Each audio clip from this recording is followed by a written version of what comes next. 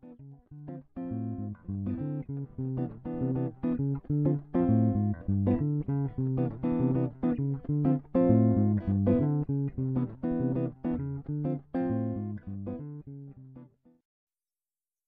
is Poehemian Podcast, and today I'm with Jeff Hecker from Norfolk, Virginia. How are you today, Jeff? Doing well, Eva. Thanks. And to start off, I would love it if you told me a few things about yourself as a poet and as a person. Yeah, I was born in Norfolk, Virginia, which is a relatively big Navy town on the coast of the Chesapeake Bay. And I was born in 1977, and right at the tail end of the Carter years. I grew up here basically all my life. I grew up in a lower middle class family. I had really good parents, and I've lived here basically the whole time. I got married about 6 years ago.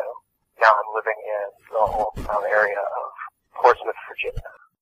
And specifically with poetry, how did that all begin? What got you interested in writing it? That's a good question. I've been thinking about that a lot. I've listened to a lot of the broadcasts that you've done, and I think that a lot of the people that answer this question, they just don't go back far enough. I think I have to really give credit to my mom. I think I was a pretty manic kid. I loved books for some strange reason. I would pick them up and just bring them to her, and we would just read them. She would read them to me. I'd read them back to her. I would ask her to read them again, and she did.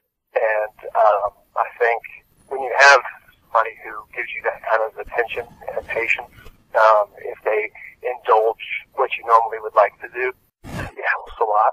Although the downside of that is that you go through school in the early years kind of struggling, So I went through a lot of the early years kind of being frustrated. There are a lot of people I was good friends with, we didn't seem to really like writing. It wasn't until like more year of high school that I had a really good teacher named Leonard Vaughn who took his class so seriously that he would throw assignments at students just to see if they would do them. We were all really naive and we didn't know what to expect, but he would challenge us in a big way. And that was the first time that I thought that, okay, so here's somebody who is really passionate about what he's teaching, and you couldn't help but get excited about it. I mean, he would make us, for instance, he gave us an assignment where we had to memorize Edgar Allan Poe's Annabelle Lee, and he did that, and and nobody challenged him on it. And what's really funny about it is, we just continue to be friends. And we were at a bar the other night. He said, when I gave you guys that assignment, I didn't really expect that you would do it. I'd expected that everybody was just going to rebel and say, no, I'm not going to do that. That's ridiculous. It's not part of any kind of state board or anything. There's no mandate that you have to memorize Annabelle Lee. He just made us do it. So I did, and I wrote it, and I liked it, and I think that translated through the rest of high school. I wrote a lot in high school. It was really bad writing. And looking back on it now, it was more like just exercising my hand for like 3 years. I think it was exercise. It wasn't really writing. I was doing something, but I wasn't really writing what ended up being what I would write later on. And then when I went to Old Dominion University, I ran into a professor there named Tim Siebels, who I'm still friends with now. And he kind of continued the tradition of Lenny, and he challenged his students and made sure that they understood how important it was that poetry wasn't just a hobby, that it was something that was crucial. And when he started talking about it in kind of a life or death kind of circumstance, I realized I could never stop. I mean, I pretty much had to do it, and I got better at it. It's like an exercise now. You have to really work. You have to work at it. Sometimes you put something on the page that you just are completely disgusted at, and sometimes you put something that, as you know, you just kind of like you look at it sideways a little bit, and you're just like, wow, that could be something, So it's a lot of instinct and just nerve. That's really amazing. I really like how far back you went, because some people neglect to talk about their younger years, and it's crucial. It's crucial. I think that the younger you are, the younger you have somebody who tells you that writing and reading are important, the more you have a chance to believe it later on. And I think education doesn't do the trick necessarily. You really need parents who seem to be interested in it. Now, don't get me wrong. My mom doesn't like poetry, really. She reads it a little bit, but she doesn't write it.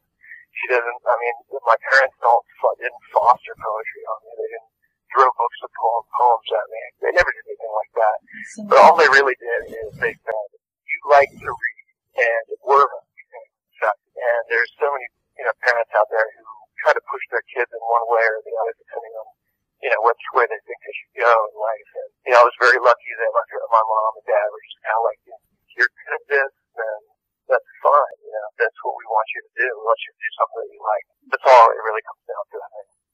Yeah, my parents are actually the same way. They don't really write poetry, but they do support what I do. So, what poets would you say inspire you the most? I love a lot of the South American poets. There's a poet named Julio Cortázar who's really interesting. A lot of people don't know who he is. Roberto Bolaño, he's a very interesting poet. Early on when I was in college, I loved the poets because I thought there was something about them. I thought that they were just I liked how they seemed to be on the fringes of everything. They didn't seem to conform to academia. They seemed that they were going to do their own thing regardless of what they did. I liked the fact that they were trying to push the edges of what a poem could be or what it could be considered. So, all the beats, a lot of the New York school. I like Kenneth Coke. I read a lot of Ashbery. James Tate has been a really big influence on me. I like Dean Young. I like Mary Ruth Lay. She's very, very good. There's a poet named Sarah Manguso who has 3 books out now, I think. She's very talented. But, really it just comes down to when I see something and I just like it, it doesn't really matter who wrote it. If they're doing something good, I'll read it. I'll read anything really. So, but those are some names, really. The one poet I can recognize out of all of those is Dean Young. I had the privilege of writing a research paper on him, and I really like his work. Yeah, Dean Young is amazing.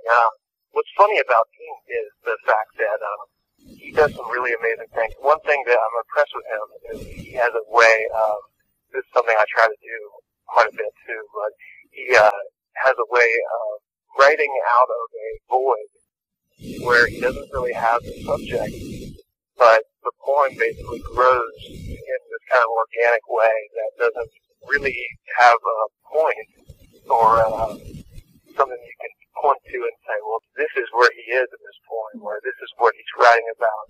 It doesn't seem like he's anywhere. It seems like he's everywhere. He, out of probably any of the poets writing now, has captured chaos theory in a crucial way, I think, in literature. What do you say actually inspires your poetry when you write? I tend to be kind of anti-inspiration. I don't know if there's anything that really drives it other than sometimes it's an idea.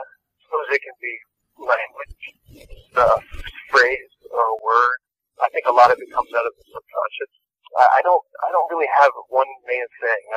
I think lately, and this is going to sound a little strange, but I think anger has quite a bit to do with it nowadays. I think when I feel upset at something, and not necessarily at something specific, but just upset in general, it tends to drive a lot of the stuff that I do. I think that if you can turn those kinds of emotions into something, it is poetry. It's a way of kind of channeling what would normally just be a kind of a destructive emotion into something that could be really, beautiful. Yeah, so pretty much changing a negative into a positive. That's what I do sometimes, too. Yeah. And I know you have a few publications out. Can you tell me a little bit more about those? Yeah, in 2011, my first full-length book came out, and it's by San Francisco Bay Press, and it's called Rumble Seed, and you can get it online or Amazon. San Francisco is very small. A lot of the presses now are extremely small, and that's something that also that's very cool in general about the whole poetry world. there's a lot of online magazine presses now that are just kind of cropping up all over the place and giving opportunities to a lot of people that before would never have had a chance. And then I have a chapbook out called Hornbook that was just published a few months ago by Horseless Press, and that's run out of Grand Rapids, Michigan, by a couple actually, and two really, really good poets, named Jim Kind and Michael Sikema. That book I'm very happy about it because that was a manuscript that I was kind of sending around to a few places. It was really experimental. They thought it was worth putting out, and I'm really grateful for that. So yeah, those are the two that are out there right now. And then I'm currently writing a epic that should be done, I'll imagine, by the end of this year, and I'll start shopping that around. Yeah, I'd have to say all us poets are really blessed. There's so many opportunities out there for publishing, tons of independent publishers, and it's great. Yeah, I mean, you have people who are, working hard. They're doing other things. I mean, you can't really make money by writing poetry, so you have to have other things to support your income. Yes. But just the fact that there's people out there who are taking their free time and doing other things to help spark some creativity and giving opportunities to voices that you may never have heard of before, I think it's amazing. And it's a really, really good time to be a writer, and it's a really, really good time to be a poet, I think, especially in this country right now. I think it's important to right now. I think when people are looking back through time and they're trying to find the evidence of people who cared about anything, they're going to have to turn to the poet, and they're going to have to read the poet, because they're not going to find it anywhere else. It's the only place that you can really turn to find some kind of honesty. Would you be able to read a few of your poems, perhaps from a publication, or anything else you might have lying around? Yeah, I'll read like 3. Okay. Sounds good. Now, you probably know who this is, but it's amazing how many people don't know when you drop somebody's name. But everybody's kind of eating popcorn at some point.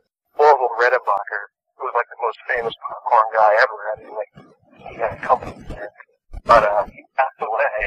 And one thing that I noticed in the company that started happening the company in their popcorn, but I noticed that their popcorn just suddenly started getting strange.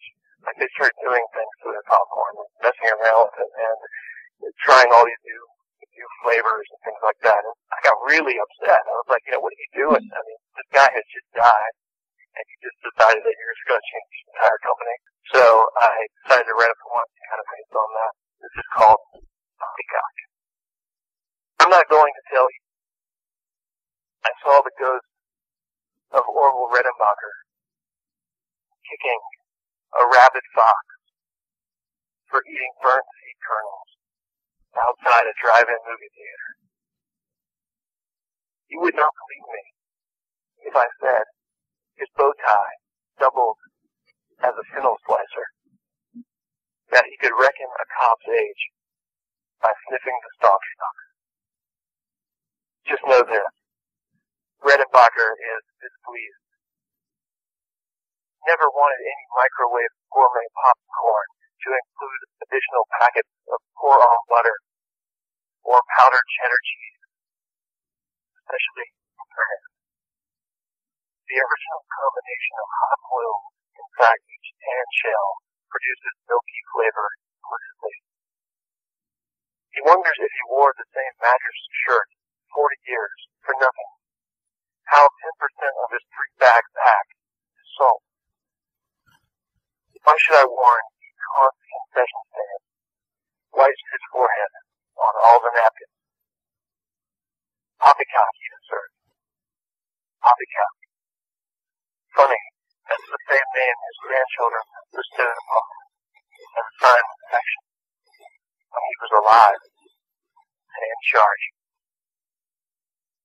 And this wrote from my pen. This is based on a Will Stevens poem called 13 Ways of Looking at a Blackbird. This is called 13 Ways of Looking at Ed Dow. 1.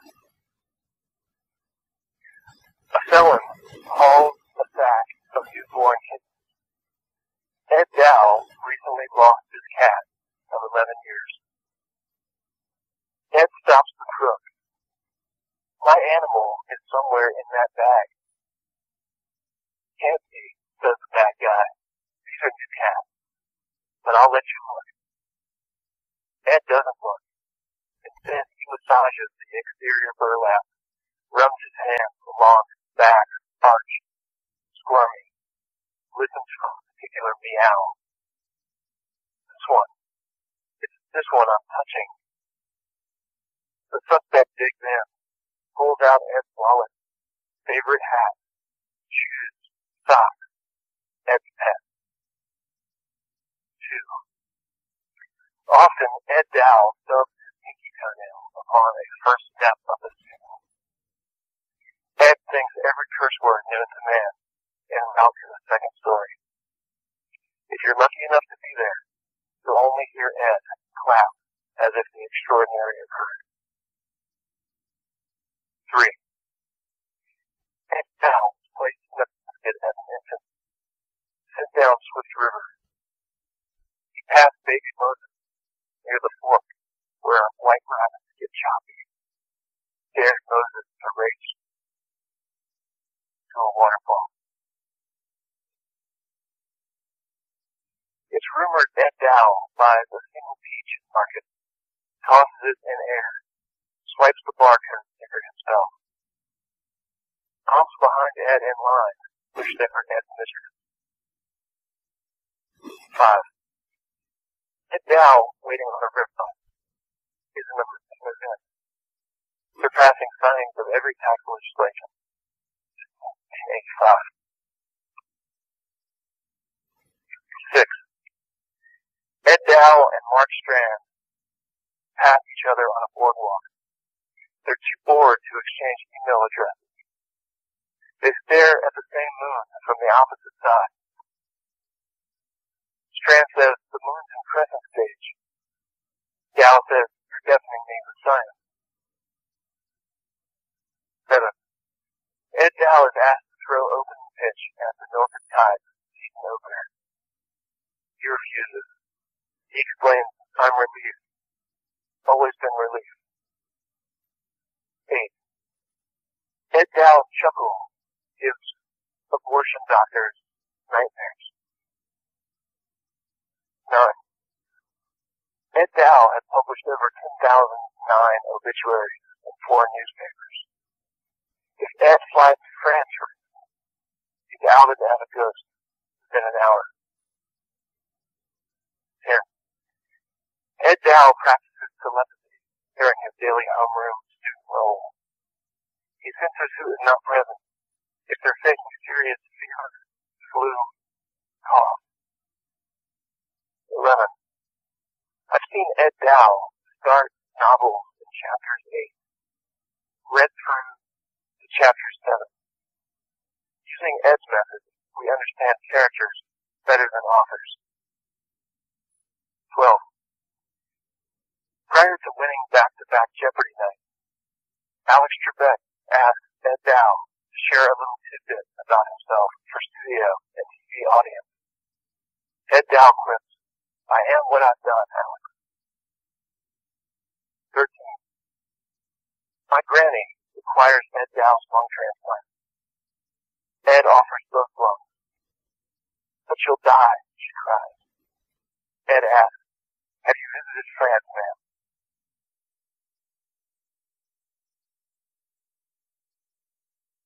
And the last one, I'll read it, is called Surprise. And this will probably be appearing at the Ocala Public Square site in Los Angeles, the Ocala Public Square. I'm not sure when it's coming out, but anyway. Surprise. My boss's daughter is tying the knot upon the noonish banks of Lake Umatilla. A circulated memo informed us she's always loved kayaks. Now this boy's head. Everybody else is carpooling from the office in tuxedos. Not me. I'm making payments on a violent escort boat, a naked blade oar. The plan? Paddle from Pat County, beat the convoy by 10 minutes. A gift to the bride, little craft, topped only by 10 diamonds, blowing my bond, the blonde party.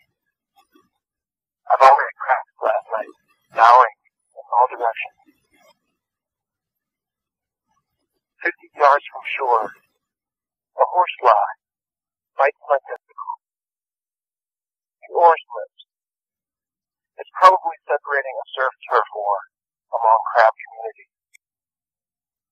Don't wait for me, but everybody is actually obeying. They think I'm like. Apparently my boss's daughter knows Lance Armstrong personally. The sun just set. My arms tender. I'm almost there. I truly enjoyed all of those poems, especially the second one. I feel like they're all really unique, and it's something I'm really happy to have on my podcast, so thank you. Yeah, sure. No, thank you. Also, keep on doing what you're doing. You're well off already. You have publications out. Your poetry is really good, so. Yeah, I appreciate it. And the thing about publishing, I'll just, maybe end on this. When I was younger, I thought publishing was all there, but, the older I've gotten, I realized that it's not that big of a deal. I mean, it's an interesting part of what you do, and it's nice that people have access to it. Don't get me wrong, it's very nice that if somebody wanted it, they can get it. But from like an art standpoint, I think what's really crucial is that what you're doing is pleasing you in some kind of way. And whether somebody reads it or not, it helps in certain ways. But it also doesn't matter in other ways. I think poetry is a big, big mystery that nobody really has figured out yet, and nobody will ever figure out. And that's what's great about it. So I think just doing it is enough. I think just being able to do it is a reward unto itself and a whole other universe. But the actual making of the poem and the reasons that you do it, only you know what those are. And nobody else will ever really be able to figure out what that is. And I think that's a nice thing. That's an excellent way of putting it, and it's a great way to end this podcast. So, thanks again.